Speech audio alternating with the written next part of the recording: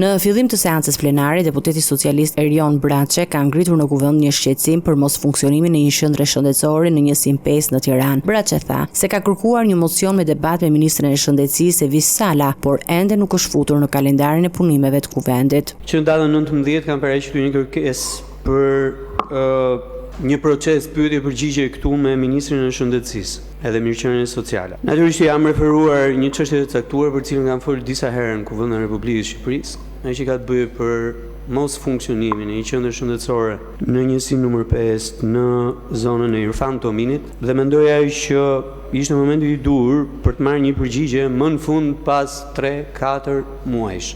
Që kërkesën për pyetje kanë paraqitur në datën 19 janar. Sot jemi në datën 3 shkurt. Kur kthehet qendra shëndetësore në zonën e Irfan Tominit?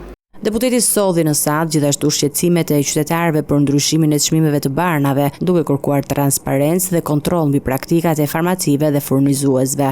Shqetësimet që kam marrë gjatë këtyre 2 ditëve të fundit lidhen me çfarë po ndodh gjatë këtyre 2 ditëve, pikërisht me çmimin e barnave të rimbursueshme edhe me rankimin e alternativave, barnave alternative pikërisht në këtë listë. Shqetësimi është i dyfisht. Pra, po e përsëris, edhe në rënditjen e alternativave, ka përmbysje të tyre, po edhe si çmime, të cilat lejoni t'ju them, shqetësimi apo pretendimi është i tillë, janë pa negociuara edhe të pa njoftuara.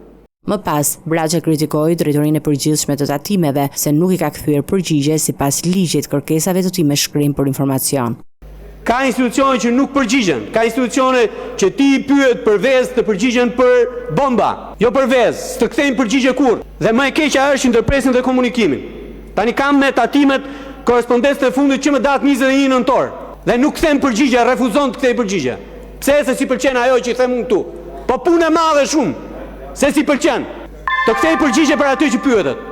Sipas Braçes, këto çështje tregojnë nevojën për një koordinim të mirë mes institucioneve shtetërore dhe për veprime konkrete për të parandaluar keq menaxhimin dhe pasigurinë për qytetarët.